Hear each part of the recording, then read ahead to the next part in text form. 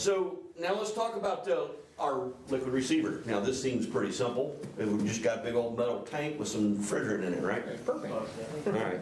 Yeah, there's a few things going on here.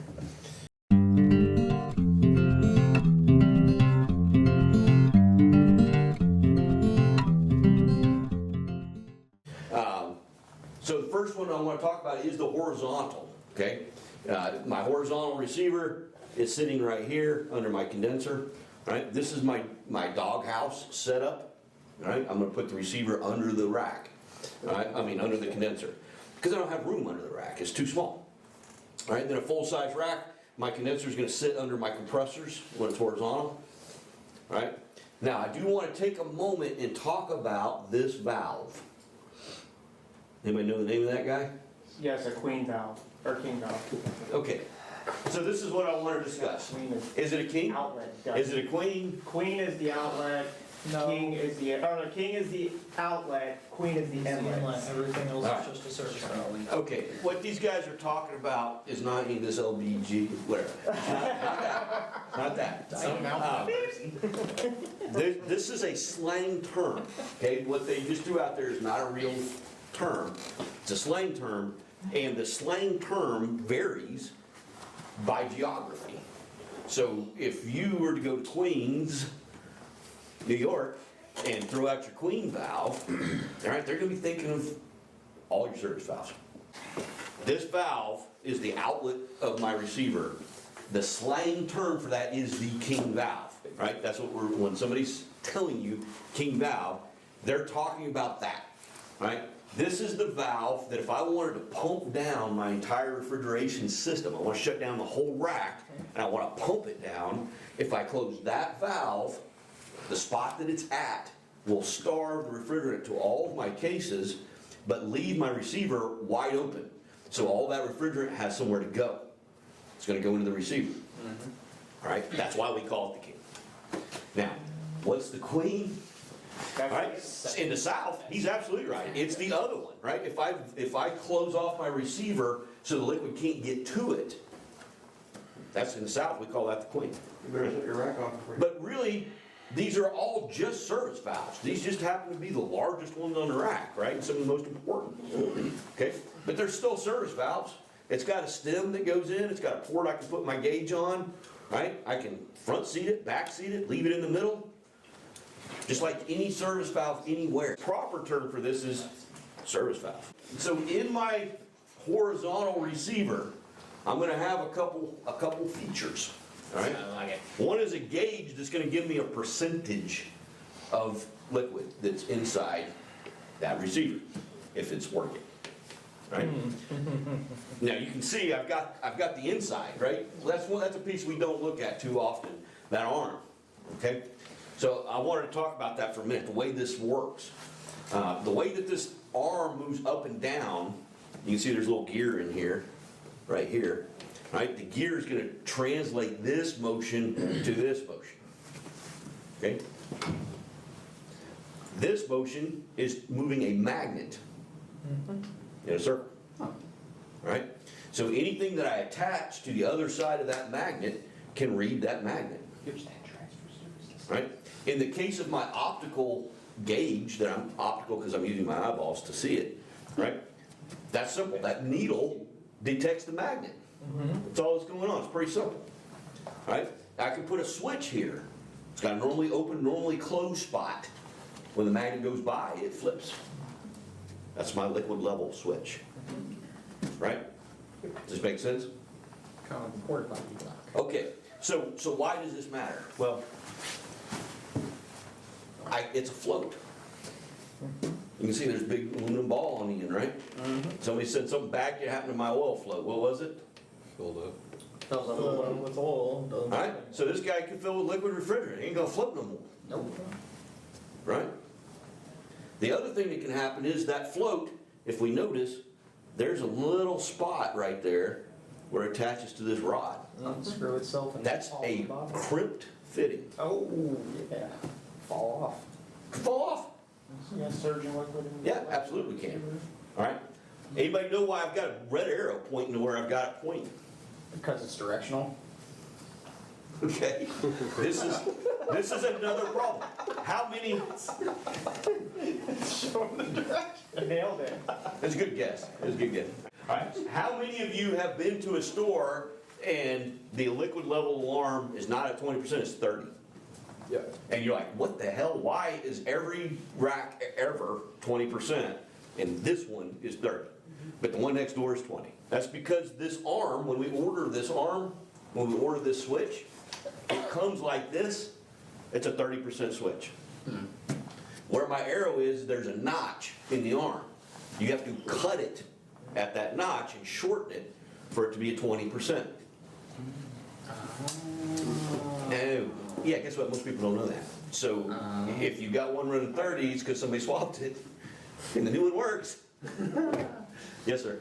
Are you, so you're cutting it at that line, are you then dropping that whole rod down to that gear? Or are you dropping the ball down? So the ball does not come crimped onto the rod. You cut it off, put the ball Oh, on. that's even worse. Oh, so it's not. That's why that's how they fall off. Oh, That's the I was other, gonna say, you know, somebody comes somebody in- sit there with their Klein crimpers. No, you you know. don't know like I do. Yeah, right.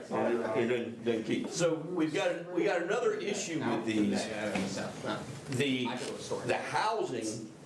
The housing that this bolts onto the side of the receiver, this metal piece, takes a gasket. Takes a ring. Yes, and it will fail. They tend to be really shitty, for lack of a better word. Even brand new ones tend to leak, right? If you walk in and you pick up a little bit of leak right here and you grab your Allen wrenches and you start tightening, you're almost guaranteed to make your leak bigger. RTV silicone. Not long. So just letting you guys know, this is a common problem. This was so common when I was a service tech. On my gear selector in my van, I had a stack of these. I Right? take one of these and maybe put it in my Super, pocket. super common to find these leaking. Now, They're on the truck side list.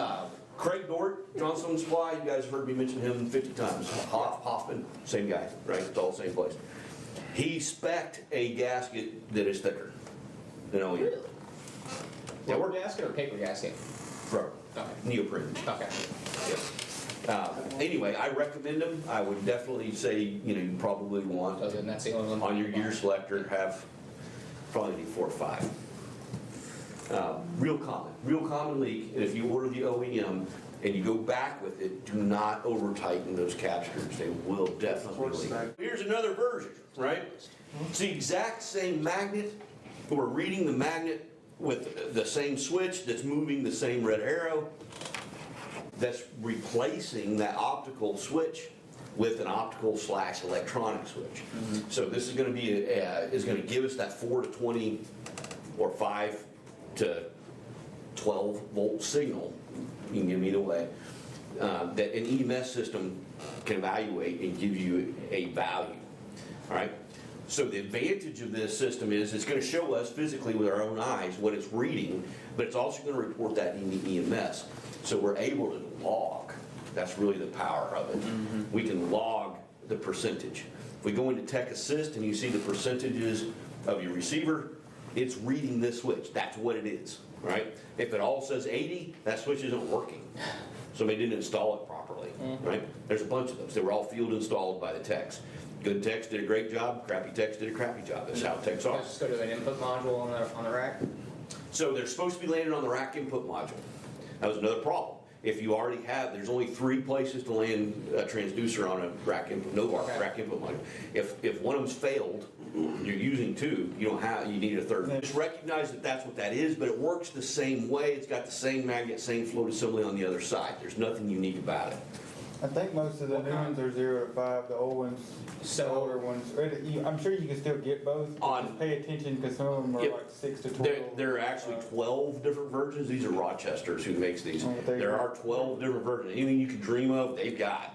They've got a 0 to 6, they've got a 1 to 5, they've got a 1 to 6, So our signal generator. So be sure to spec what and it really matters the module that's reading it. Yeah. Right? So your Novar rack input module, for instance, is gonna take your 0 to 5, right? But if you've got an input on a CMS, 1080, 168 multiplex board that's analog milliamps, go to 4 to 20. The other thing that we're gonna run into here is a vertical, okay? These are a little different. So once we stand this receiver up, we lose the ability to read that percentage off of a float. Off of a float, yes. Right, our float can't move that far. Yeah, you gotta use your eyes. They make a So- for So what we have instead are our eyes, right? These are our balls. When we're talking about how many balls are floating, they're gonna be set at different spots. Usually our bottom ball, this is not always, but usually our bottom ball is set at 20%. All right? Usually our alarms for the rack are at 20%, right? They're cutting that little rod off like I was talking about. So let's talk about our horizontal and our eyes and our floats, okay? So that assembly will still bolt into this guy, but we're only gonna use it for the switch, because it's not gonna be able to read 0 to 100, but it might read 15 to 35 before that liquid moves beyond its ability to move, right? Yeah. So we can use that for our alarm. We can use that for our alarm circuit. If you can see this one I've got on the right, you can see my 20% ball right here. You can see here's my switch. It's the same level. Or the switch is slightly below the eye. That's traditional, okay? We ran into one the other day, and it was 5% higher. The switch was 5% higher than the balls. Ridiculous. I mean, I don't know why. How do you charge that? You know, I don't know. You charge it till the ball's clear and then add 300 pounds. You're sure you're going, right? Put 175. It's a little bit crazy, right? So when we're running our percentage, when we're picking our percentage here, very timely pulling that out of there. You didn't even know I was going to have that in the presentation. When we're choosing how much, what percentage is enough refrigerant? Okay. Teaspoon? A teaspoon. I like it. That's how much we actually need. It just needs enough to cover the hole at the bottom. Okay, so this varies, all right? This varies. And I'll tell you, our customers vary, okay? So we've got one customer that is gonna say teaspoon. If you have nothing flashing in the sight glass, that is all the refrigerant I want. Yeah. It looks like it'd be well done. We've got another customer that's gonna say 40% is where every receiver should sit. Charge So 40. what about a max load? And you're gonna have a customer that's somewhere in between, okay? So as startup techs, you're gonna follow the spec, whatever they say, okay?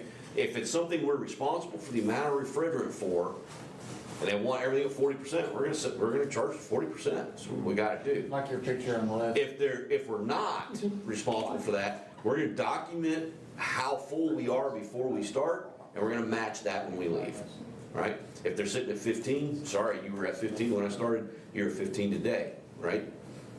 We're even, okay? Now, as far as this goes, I don't have I can't draw those fine lines. I don't know.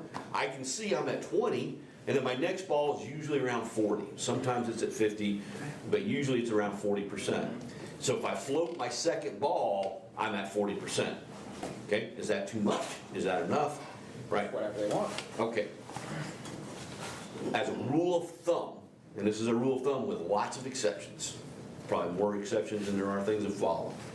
All right, in the South, because of that holdback valve situation that I just described and how little we use it and how little refrigerant we need to flood that condenser with. We're not flooding the whole thing, we just gotta flood a little bit, right? Because it's not real cold here, okay? Because of that, we can typically run around 30% and we'll never trip that 20% alarm, right? We'll pack about less than 10% in our condenser, okay? Roughly. Okay, the farther north I go, the more that I've got to flood, right? So when I start getting up into Yankee land, 40% may be enough, maybe not. We've got some racks up there that run 50. Can you just upsize the receiver? What's that? Can you just upsize the receiver? You guys should lift the rack house up a little bit. Well, you could, but you've got enough receiver, it's just you got to run a higher percentage, that's all. Yeah. You know, As long as you're not running 80 plus. the trick is, the key here is to know your local environment, what does that store traditionally run? That's why that sheet is on the door or the rack that says how many balls or what percentage in the ambient temperature. They're telling you that so you can know what this rack normally runs, right? Because they're all gonna be a little different. The condensers are gonna be a little more efficient, less efficient with time, sizing, 130%, 7% over capacity when they built it versus 103, right? You know, all those variances are gonna happen. Just know in the south, we typically run around 30%.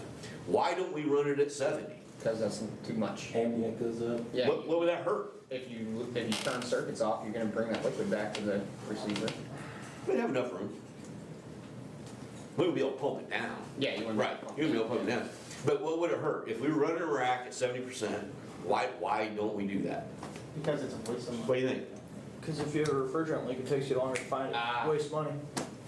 It's all about, I want an alert. I want an alert really soon. As soon as I can get it, without that alert being an annoyance because of normal operation.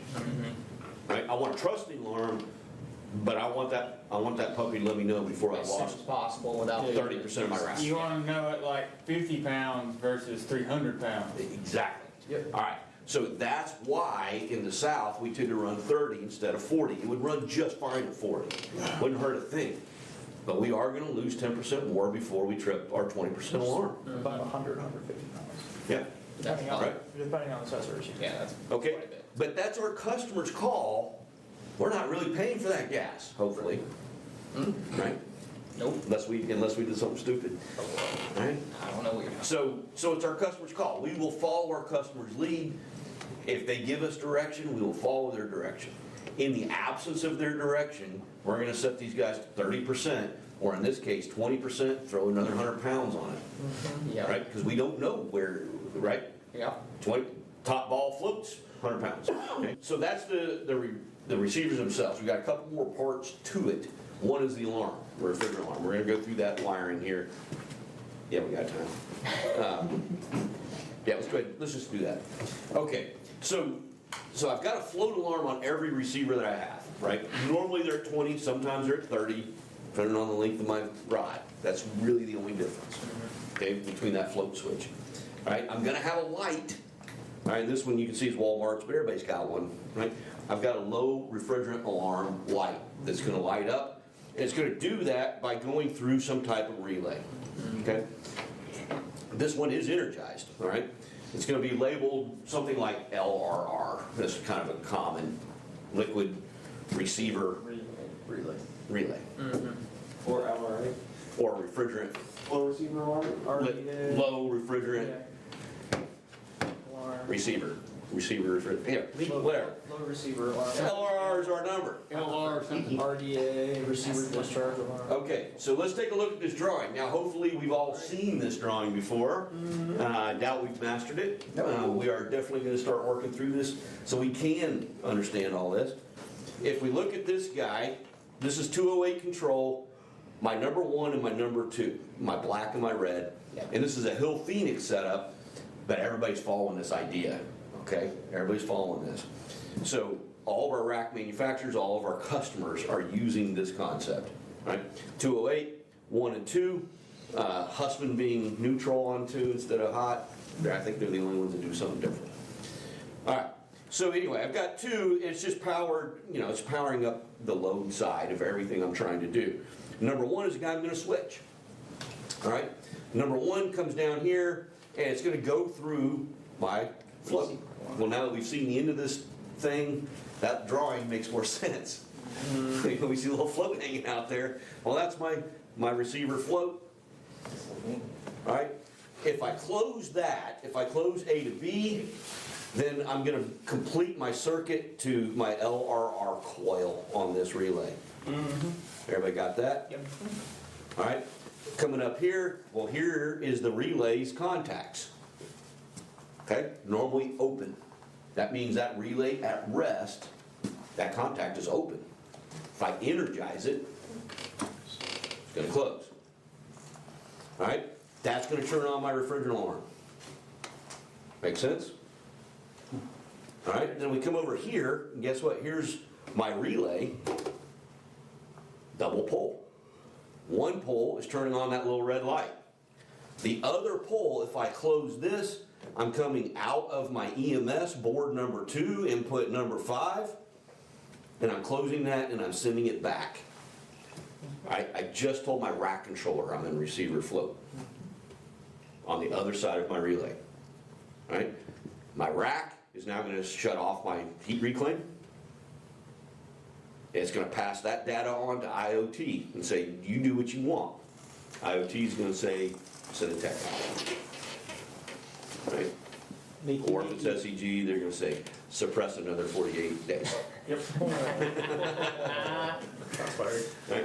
Dang. Look, we all make decisions based on business. Okay? And that is what they do, as you guys know. Everything we do is based on money. All right, so here's what it looks like.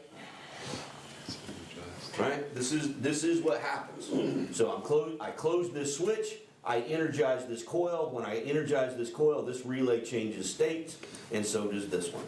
That's it. That's my receiver flow. All right, So this is drawn de-energized. Yeah, they're all trying to be energized. every drawing is always drawn de-energized. Correct. Yeah. Always, no matter what. Okay. You don't want your safeties in. Look, if anybody's stumbling on any of this, let's clean that up. This is powerful. If you can read a wiring diagram, it tells a story. If You can diagnose If you anything. can make. If you can't, 50% of your job is really hard. I can read it, but Yeah. that's a very No, important. so part. he just pointed out a really important part, right? Every single wiring diagram is always gonna be drawn at rest. Right, when he said de-energized, I like the word at rest. If I pull that float switch out of the box, what state is it in? Rest. If I pull that relay out of the box and I'm in my hand, what state are its points in? Normally open means they're open. Normally closed means they're closed. If I energize anything associated with that, it all reverses.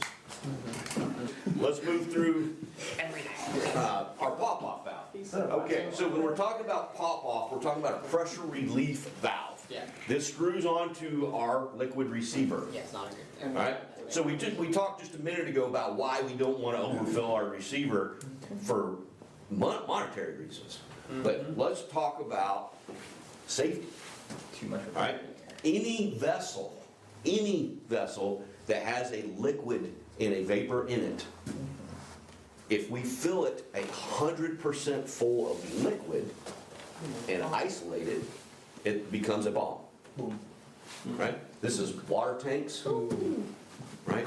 This is any CO2, right? Anything, doesn't matter, right? So why? Because if I have a liquid that I've contained and I heat that liquid, it's going to expand. It does not matter what is trying to contain it, eventually it will fail. So that's what they call Our receiver is a giant chunk of steel, right? Yep. But if we filled that 100% full of liquid, and we isolated our king and our queen valve, and we took our torch and started rubbing it on there, boom, she's gonna explode. It's gonna explode, all right? So I cannot have that happen, all right? Now, under normal operation, that would never happen. But I gotta be sure that it doesn't happen legally. I have to have a safety device to prevent that, okay? That is what this pop-off or refrigerant relief valve is all about. Now, the other thing that can actually happen, right? So we're not gonna overfill it to 100%, but just keep that in mind, right? In practice, when you're moving refrigerant, okay, or you find a bad float and somebody's added 100 pounds, before you start adding refrigerant again, you might wanna know how much is really in there, because we can't hit 100. Right, if we do, it's gonna do its job. That's why you. It's gonna pop off. And you're gonna get a call. Silicone or the red caps or there'll be like a little. Or a brass lollipop catch. Say that again? gauge. Like you'll see at the lollipop gauge. Yeah, I've got a few examples here. We'll go through them. But the first thing I'm talking about is what we can control.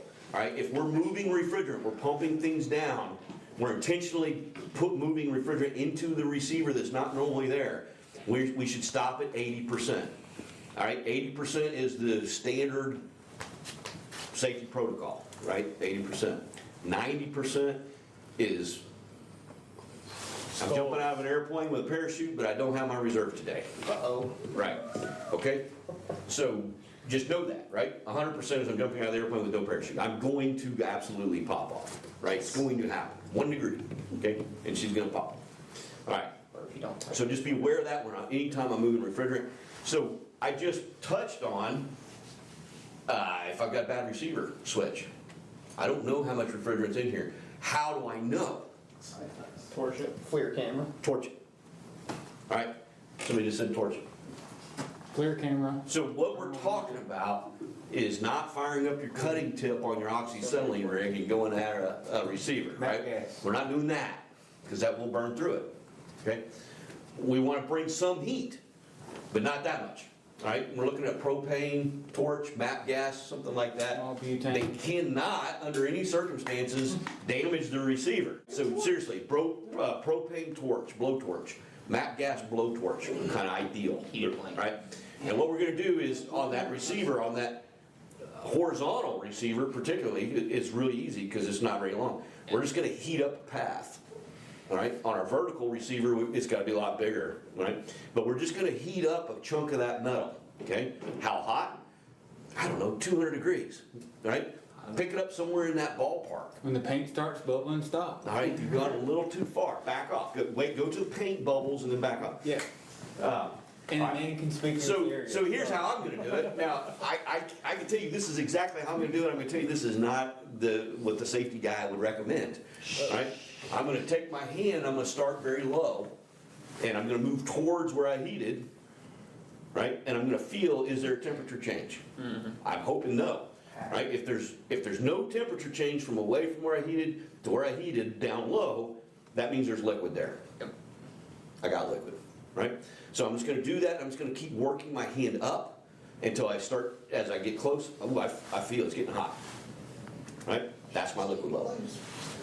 Right? All the vapor, the metal will be hot, where it's liquid, it won't. Just that simple. You can also use your FLIR. Don't burn your hand, all right? If the paint's melting, If you Don't touch get, that. if you get it warm enough and it's not like, depending on the temperature, yes, it will sweat. yeah, it doesn't have to be extremely hot, but if you don't put enough heat in there, by the time you get to it, you won't be able to tell, right? So something in between there, and you can do it as many times as you need to till you get it right, okay? But that's how you're gonna know where your receiver level is, all right? So if you're showing up, and I've had this happen, technician shows up, he doesn't know that the receiver's wrong. He sees it's out of gas. Everything in the store is running warm because the subcooler is off. He didn't understand that, right? And he put 150 pounds in trying to get sight glass to clear because the subcooler is off and get his cases down to 10. They didn't come down, right? Well, then night happened while he was there working, and he started getting some of that subcoolant out of the condenser, and the surge valve opened, which we hadn't got to yet, and case started making 10. So he thought it was just out of gas, and right. So we left. Next night, the on-call guy gets a call, same problem. Okay, next day, Saturday, whatever, that guy shows up, he throws in a couple 100 pounds. Yeah. Right? And ruptured the condenser.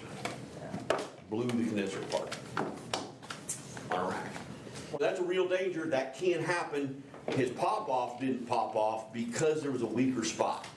That's the only reason. Right? If the condenser would have held together, his pop-off would have vented. Right? I'm sure. You needed a condenser anyway. I'm sure he was pounds away from that happening. Yeah. So that's the purpose of my pop-off, is to protect that from happening, right? Now, the other thing that will trip my pop-off, other than too much liquid, right? The other thing that will cause that is too much discharge pressure, all right? Now, I've got safeties that should shut off my compressors. Should.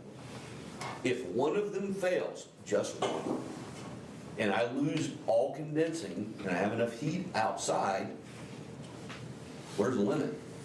I don't know, but it's way beyond my pop-off, right? Compressor dying is the limit. So here's what, this is the typical thing that happens. I've got a discharge pressure switch on a compressor that's 20 years old, and no one has done a PM on it.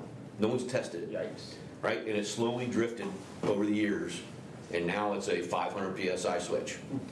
Right? Originally said it's 425, and now it's 500. 5 1/4, right? I got a 450 pop-off. Okay? Lightning hits my condenser, takes out the condenser, rack's still running.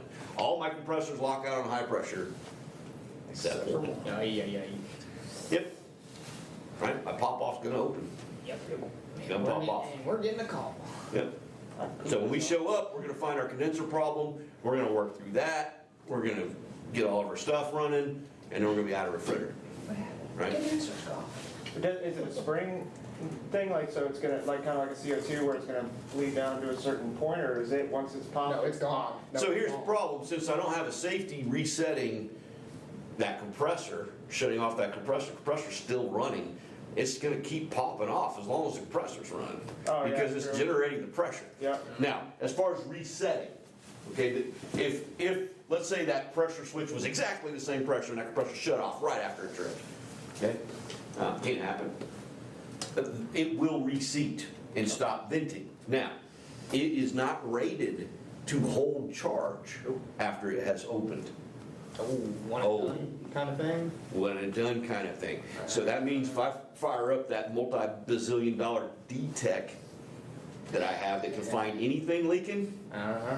and I stick it by that pop-off that has opened and now closed, oh yeah, it's gonna be happy. Once these pop, unlike our cryogenic CO2 pop-offs, these are one and done. I've got to replace them.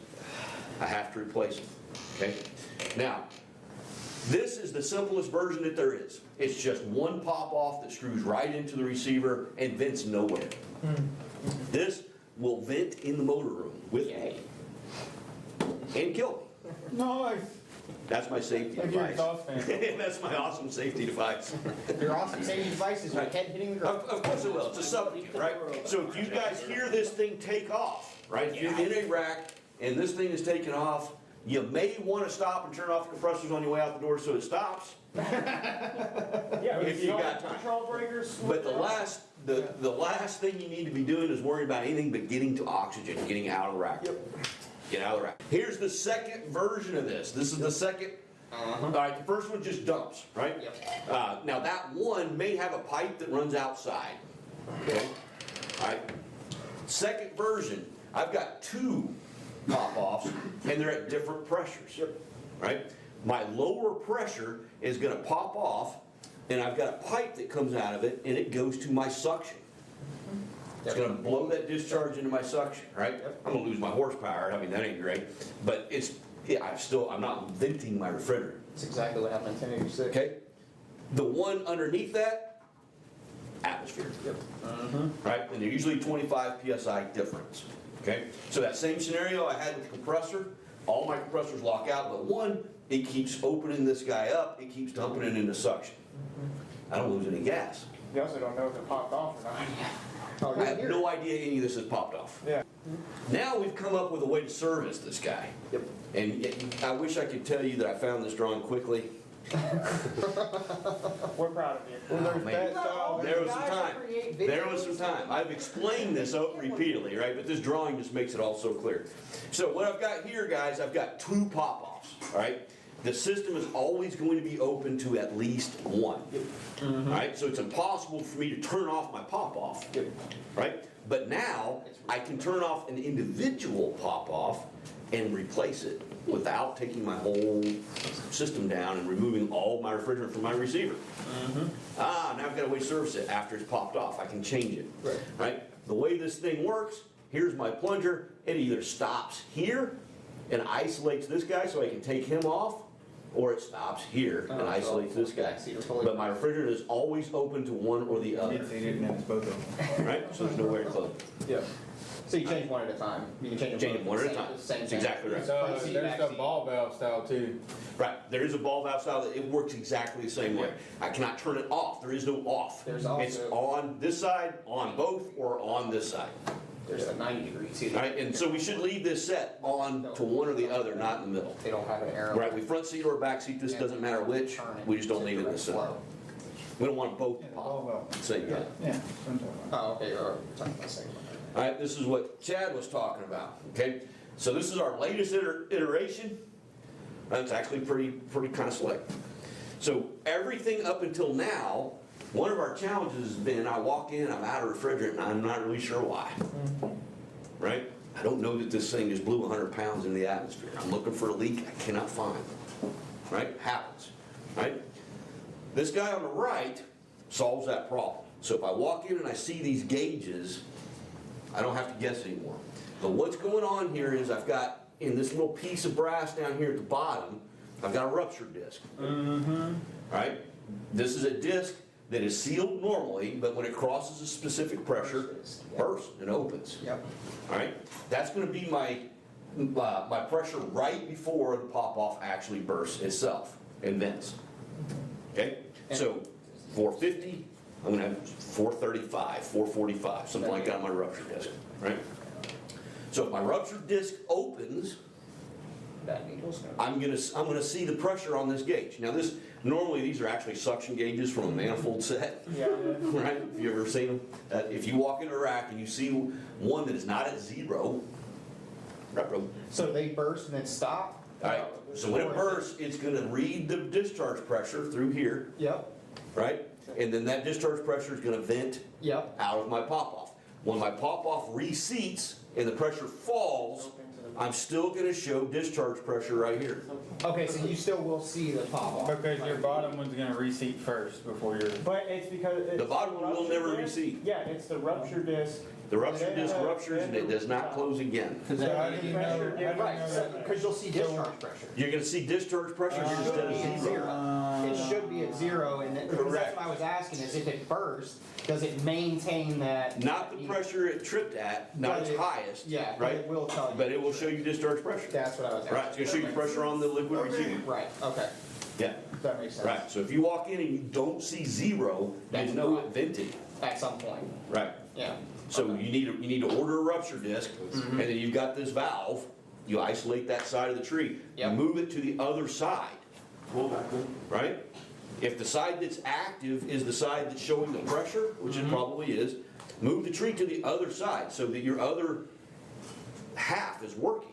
Right, and then you can change the other side. You can change your disc, clear that pressure so your gauge reads zero again. you still have right? safety. But if you leave it on that side, you've got a leaking pop-off, and you're already showing pressure, you won't know that it's happened again. Right, Okay, makes sense. cool? Yep. All right, and the last piece here is our RDA, all right? So, this is our receiver discharge alarm, right? I just said, you may not know that your pop-off has popped off, okay? Some racks, and it's probably more racks than not, don't just have that pipe. Don't just vent into the motor room. Most of them have the pipe that goes out and vents outside. They have a low pressure switch on that pipe. Wait, what? Low pressure? Thought this was all discharge pressure. Well, the vent is at atmosphere most of the time. It's at 0 PSI, right? So anything above 0 PSI is refrigerant being vented from the pop-off. Yep. Does low pressure switch cover that? Yep. Yes, it will. Yep. Right? So if I put a low pressure switch on that vent pipe, and then unlike our low pressure switch on our rack, it's the opposite. It detects pressure, it sees pressure coming up, it's gonna close instead of open, right? Our rack, we're gonna open, Yeah. right? It's gonna be the exact opposite, reverse acting. Okay? But it's the same switch. When the pressure, it's not the same switch. It's They're not. damn similar, It's but not. not the same. Yeah. There's two things different about it. Right? The one on the left is my rack low pressure switch. The one on the right is my RDA. Yep. What's different? One of them is open on rise, the other is open on fall. All right, so that's the number one difference, right? They work the opposite. Now, I can order a switch that has both, Yes. features, and I can use for either one. So that comes to our second thing. What's different between them? You said it closed on us, so yeah, that's what I got. Okay, yeah, continue. The one on the that right. makes sense. One can reset and one The other can't. one opens. Boom, nailed it. All right, this guy on the right has got a button. He's got a button. This guy on the left does not. All right, so let's think through this. Let's think through this. If my rack goes out on low pressure, do I want my rack to stay off forever No. until a technician shows up? Nope. No, I want it to come back on. Please, right? You're just gonna shut Hopefully. off again if you're low anyway. I want it to come back on. If I trip my high pressure RDA and I vent refrigerant, do I want my rack to come back on? No, I want a tech to come figure out why. Yeah. Comfort. Right, because I'm just gonna blow off more refrigerant, right? If I fire my compressors back up, My condenser's still a big ball of smoke on the roof, right? It's on fire. I need somebody out here to look at this. So I'm gonna lock out, and I'm gonna stay locked out. All right, now here's why that matters. All right, I'm a technician, I show up and I walk into the silent motor room. Love it. The ominous. The ominous silent motor room. There's only a few things that can cause that. All right, RDA is one. Fire. And it's a low pressure switch that looks just like my other low pressure switch, except it's got a button. It's the only difference. All right, now here's the other thing. As a technician, you guys sitting here right now, I'd say 9 out of 10 of you are sitting here trying to picture this RDA in a rack house, and you can't. Nope. Because they hide it. All right? I already forgot about it. Two reasons. It's kind of out of the way. But the other reason is it's usually mounted, not always, but usually mounted on the opposite wall of my low pressure switch. Oh. All right? So what this causes, because that's where my vent line runs, right? What this causes is I never physically, as a technician, I never see them both at the same time. I look over here and I see low pressure switch. I look over here, I see low pressure switch. It doesn't click in my head. I'm looking at two different low pressure switches. Now that I'm saying that, walk into a rack house, which side is the low pressure switch on? Now you're going, shit, I don't even remember. I think it's, right? It's because you've seen them both and you haven't differentiated between the two, right? Which means when your motor room is silent, this isn't even clicking in your head. This is why this is one of the 3 things that can cause my rack to be off. There's only 3. You think maybe we ought to know this one to be Low, local. high power, right? What's that? Low, high power? The one on the right. Yeah. Shut off on low power? or Well, low pressure is pressure, going high to pressure, recycle. power. Oh, yeah, right, yeah. So phase loss, Phase loss. right, high pressure, and then our low pressure will shut us off. Yeah. Right? It'll just come back on. Yeah. If it gets pressure back. Right. Okay, so, anyway, my point to that is, next time you're in a rack house, look for your RDA, find it, and differentiate in your head, this is what it is. This is a 2 a.m., my rack is not running, 1 out of 3, it's this, okay? That's not the one, that's not it. The RDA and. Here's the other thing that we might do wrong. As service techs, when we're servicing a rack, if we're gonna pull the whole suction header down below its low pressure switch, we jump out the low pressure switch. Well, we could potentially jump out the RDA and still shut off our rack. Right? That's less common, but that can happen. All right. So here's a feature not all racks have. It is nice when we do see it. And that is right above my low liquid level.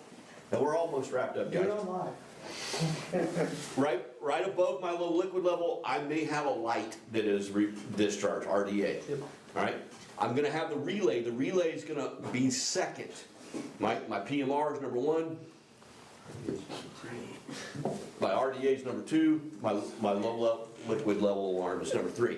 This is a Hill Phoenix standard that they, regardless of who we're working for, that's what they're gonna do unless the customer tells them otherwise, right? So that's a standard.